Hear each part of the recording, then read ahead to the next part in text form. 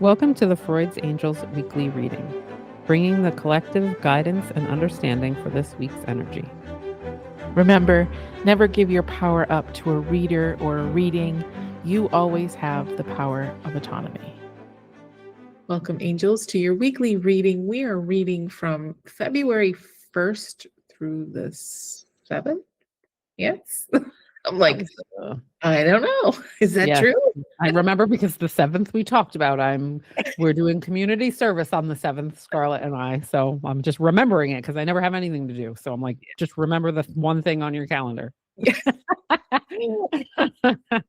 Yeah. So welcome, angels. I did not share the astrology for that week. I just am taking it week by week and not in February yet. Need to get out of January. But I would love to check in with Immutables to see how you're feeling. Do you feel the clarity? Do you feel empowered? Do you feel clear on what you're moving forward with? I am stuck on that Neptune thing, and I will stay stuck on it because it feels good to my heart, because I'm celebrating, because I have 15 years of feeling this fog and unsurety has been a lot, and it's been weighty, and I'm grateful for the clarity. So anyways, how are the mermaids helping us this week? Well, the mermaids are giving us the acceptance card.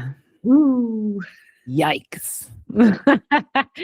Radical acceptance is everybody's least favorite thing in the counseling space. They hate it when I bring that up. Like, well, because it sounds so, we've all been gaslit by the "it is what it is" statement, right? Like, because it feels like what I'm telling you is you're not allowed to have your feelings, but that's not the truth, right? And I just want to clear that up, is that you're allowed to have your feelings, but what we're trying to do is keep ourselves from deciding we can change the outcome of something that already happened, because we cannot. We can only take what we can from it and move forward with whatever we received there. So it is what it is, meaning I absolutely cannot change what has happened. I'm going to accept it. And so when I look at this card today, she looks kind of like, it's like unbothered with a tint of audacity. Today, anyway, that's what I'm seeing. That's what I'm focusing on.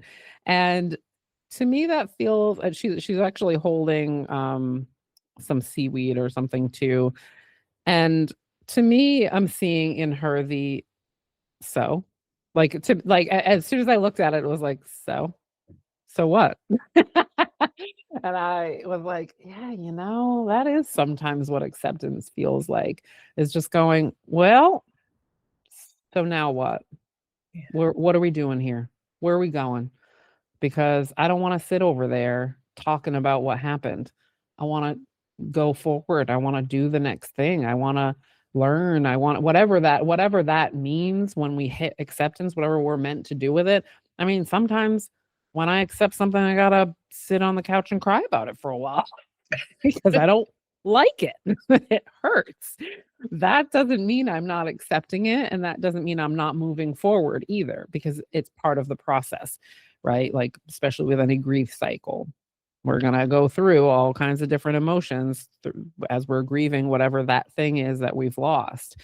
And so all of those parts of it are good. And then we're trying to get to, supposedly, what acceptance is. But acceptance can be different in each time that we go through that cycle. What is acceptance? It is what it is. Okay. But also, I accept that it may be what it is, but I could make sure that that doesn't happen again by sitting with it and asking questions of myself, and asking questions maybe of other people that were involved, of saying, like, I don't really understand how this got this way. I know it did, though. So my digging isn't about trying to change the outcome. I cannot, but trying to see if there's an influence to make something different in the future. What does that mean? Does that mean a person can't come with me in the future? Perhaps, right? Because that person may have contributed to something negatively. And we might be saying, all right, you can't walk with me so closely the next chapter because this is what happened. That's such empowerment that comes from radical acceptance that I don't think people understand, because it sounds like permission. It sounds like letting people off the hook. It sounds like not attacking problems and blah, blah, blah. But you got to trust me on this. When I sit with people, if I sit with somebody and for an hour, all they want to do is talk to me about the problem, we never got anywhere, actually, because we don't have an action plan. So now they have to sit with that problem for the next week or however long, because we didn't really get into the place of what healing looks like because of it. We spun around and spun around and spun around. If we spin around in a problem looking for the roots of it, looking for the blind spots in it, that's the difference, right? Is that we're in there with curiosity. We're not in there with blame. We're not in there with upset. We're not in there with, something that feels like it is external. We're sitting with the internal. Where did this come from? I know what it is because I see what it is. Where did it come from? What influence do I have to change it into something if I don't like it? And that's where that audacity part comes in, I feel like, because sometimes people are like, Vanessa, I cannot do that. And I'm like, you sure the fuck can. Right? Like, I've seen people do it and I believe in you because I know that you have a gear of being able to say, this is good for me. And we're just going to find that. We're just going to find your gear of, okay, I know what happened. I know how it got here. And I know enough about it to start creating something different because I deserve it and I want it. And that seems audacious sometimes when we're like, oh no, I'm supposed to talk about it and I'm supposed to be about it and I'm supposed to tell everybody about it and I'm supposed to, talk it to death. Like, no, sometimes you can just drop the bag and go, I fucking hate that bag. And I'm going to pick up a different one and see what happens along the way. So yeah, so the acceptance card this time isn't coming in to just tell you, okay, sorry, here's how it is. It's coming in to say like, all right, just look at how it is. Do you like it that way? If you don't like it that way, can you trust that you can change things? Do you want to change things? Do you want things to be different? Do you want to feel different? Sometimes you just need a perspective shift and you don't need to change a lot of things. You just need to change the way you think about it. But it's definitely a more powerful card today, more more powerful is the word, versus I think sometimes acceptance is a soft thing, and we're having to kind of lay down. I don't feel that today. Today I feel the like, let's get audacious. Let's accept some stuff and also accept that other stuff can be possible. And we're done. Literally, like, it was like my hand was like, put the card down, stop looking at it. So we're done. And how do we get to that audaciousness? We surrender to our intuition. Hey now. Tune into your inner voice, be aware of any gut feelings, flashes, knowings, or aha moments that come through to guide you. I think that it is like, I think when we step into the acceptance of things, like, okay, this is not gaslighting how I feel about it, but I see it for what it is. I see the truth in what this is and how this is. When we get to that, we step out of our brain fighting for a different narrative, fighting for a different resolution, fighting for a different thing. And we step into that sense of, all right, what do I need to know in the acceptance of this and how to just do it my way, or do it the way that feels good, or do it whatever it is you're doing. And so when we step into some sort of acceptance, I think that's when we gain that connection and that pathway to our intuition. We open the door, because usually when we're not in acceptance, there's fear, there's pain, there's fear, there's worry, there's whatever that's preventing us. And when we're in that energy, we're not able to access our heart. We're not able to access that intuition because we're in our brain in safety mode. So when we have acceptance, it doesn't necessarily take away all that, but you're like, okay, you know what? It's inviting in the clarity, it's inviting in the path to the intuition and in whatever situation you're in. Yeah, I love that. And like, it's a good reminder that We have more influence than we think we do if we recognize what's going on. You know what I mean? Like to bring it back even to the previous week's card of awareness is just being like, man, I got to use my awareness to figure out acceptance, to figure out what shift it is that I'm actually looking for, because I don't always, I mean, how many times in my life have I been like, okay, that's it, and then I go do the same thing over. Like, okay, that relationship ended. Let me just go have the same relationship with a different person. Right? Like lacking awareness, definitely acceptance existed, but there was something missing of that. Like you can decide to do something different. You can decide that things can be different and you have influence on that this is not something that you just have to continue to ride out. Right? Yeah. It's not just accept that your life is this way. It is like accept maybe that my life was this way to this point, and now what feels good is something I can trust myself to start walking toward, because that will take me much better places. Even if, I mean, the thing about following your intuition, guys, and it's so hard, it's really hard for people to understand it if they haven't really done it enough. And I get that because I was the same way, that I was like, it was hard for me to tell what my intuition was and what my trauma was or what my programming was. But you just feel fine with whatever happens. And that's so hard for people to understand when you're running through the world like an open wound, that everything feels like salt in it if it doesn't feel like sugar, right? It's like, oh my God. But the thing about sometimes following my intuition is knowing that that might not be the thing, but it's leading me there, even if it doesn't make any damn sense today. This is how I feel about me starting a co-op, where I'm like, girl, you're trying to find a place to educate your kid because you're not doing what you feel like is a good job. And now you're going to be the person who does that for other people's kids. Like that does not actually make sense in your brain. But me saying it was a hell yes the second I got on the phone with this woman, which means there's something there. Just keep doing it. You know that there's something there. Just keep doing it. Just keep doing it. And what it's turning out to be, not shocking, is for me to learn how to ask for help. It's for me to build a community of people that I can just give things to and trust that they will take care of them. The lesson of my lifetime, it feels like sometimes. I'm being given that opportunity to do that through this thing that was a hell yes, even though my brain was like, absolutely not. You have no business being there. None at all. That is legitimately the opposite of what you came here for. But I still feel it.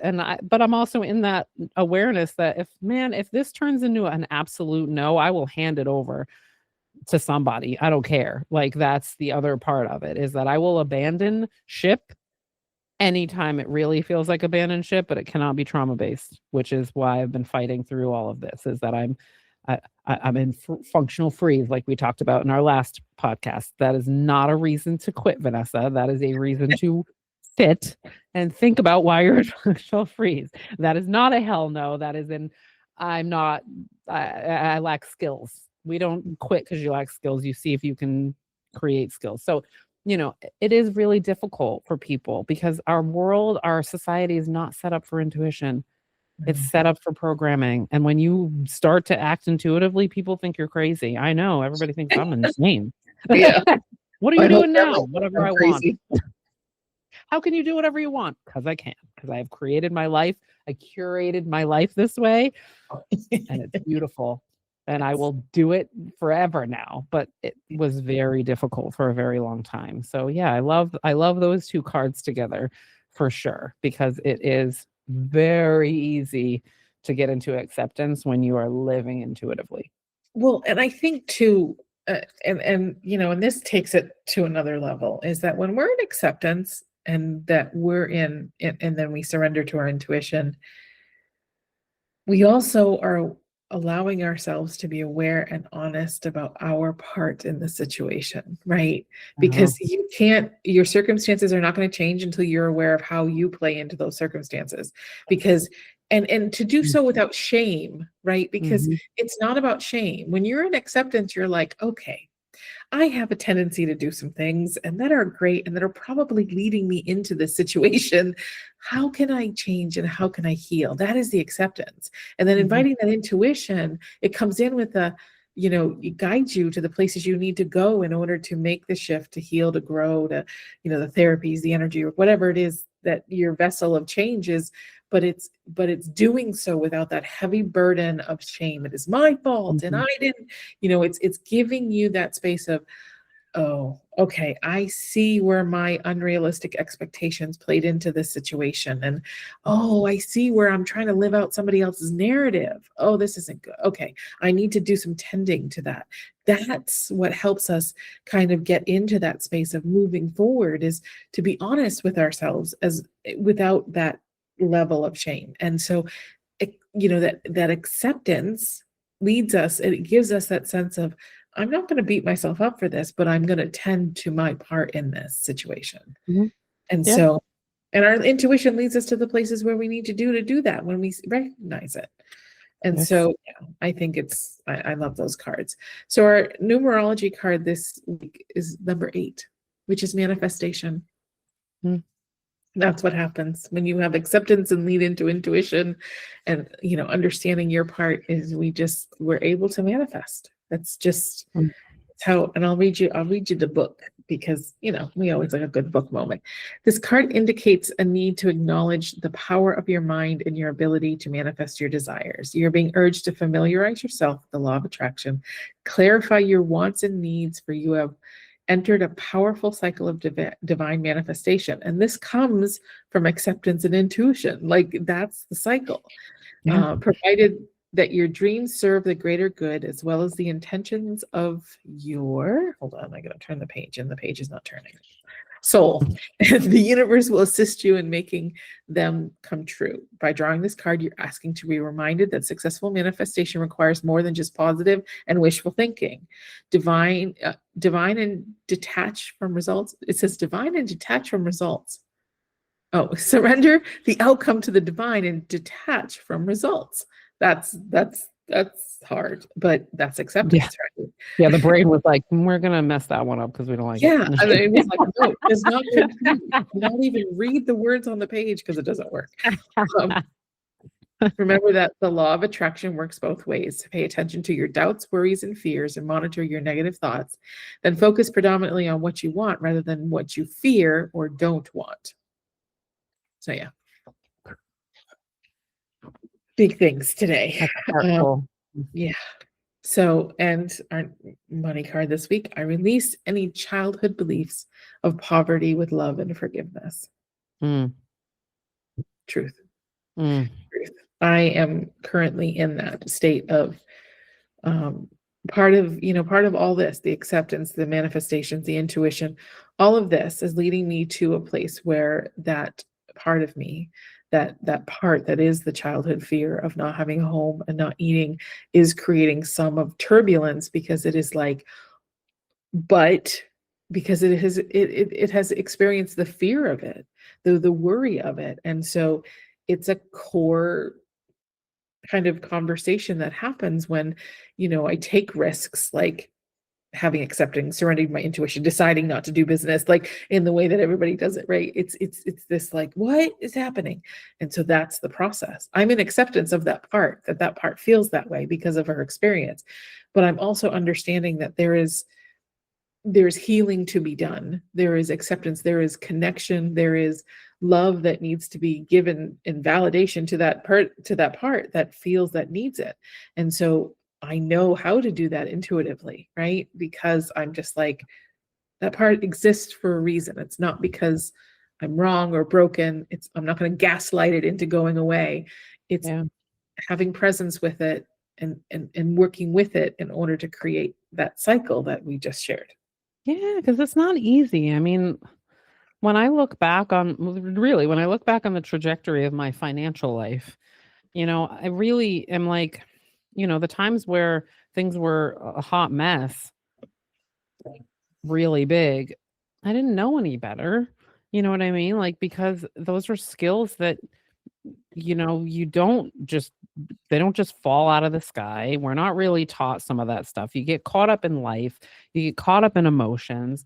You know, family situations are going to be different no matter what. You know what I mean? Like nobody's going to be exactly like their parents. That's just the reality of it because I'm not like my brain isn't even going to be like my parents. So I'm already going to do things a little bit differently. But looking at all of the ways that my belief systems had to shift and in watching, going backwards and looking at how those things did shift. We talked about it earlier where I was like, there was a time in my life where I was like, oh my God, I don't have any money. And guess what? Payment got made every week or every month. My hockey payment because I needed to play hockey in order to be mentally okay. And do you know what that meant? That started a belief system within me that created that as a non-negotiable, just like rent. And so then what did I do? I started to work toward knowing that that was something I needed for me. And now it's not even a question. Now when it's time, I just make my payment and go play hockey because it makes me feel really happy and it makes me feel really good. When I look backwards and be like, that person who had to make monthly payments would be like, yeah, right. You're just going to take it out of your bank account and send it to them all at once. Who is that person?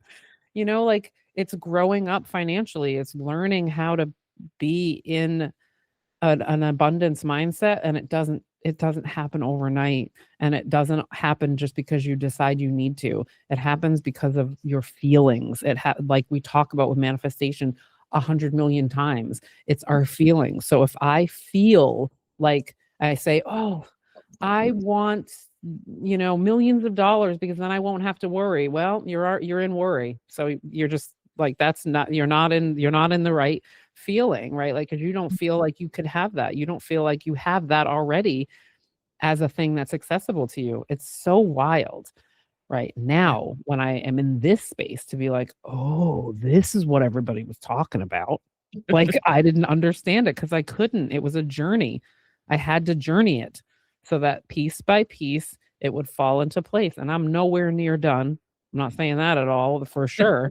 But I'm on that journey and I'm in a different place in that journey. And it's very that childhood stuff, no matter what that childhood stuff is. You could be raised with abundance and still get halfway through your life and be like, man, I don't have financial skills because I never had to have them, and still end up in a situation. So there's no judgment. There's just awareness and decision to move forward. Yeah. Maybe that's what we talk about on our podcast. I don't know. No, not to be talked about right here. Please. Anyways, my loves, we hope you have a good week and happy February and happy what was I gonna say? We never said happy birthday to the Aquarians, so happy birthday. We're in the middle of your season. You've only got a couple more weeks, but we celebrate you because you're our sister sign in the air signs, and you know, you're the ones that really expand our understanding and our collective knowledge and wisdom. So thank you. We are recording this on my bestie's birthday. It's Colleen's birthday today. So yes, I'm very Aquarius. Yeah. Anyways, have a good week and we'll see you soon. Yeah, love you. Thanks for listening. We hope we gave you something to support your journey. Check out our Facebook or Instagram page to connect with us. Have a great week.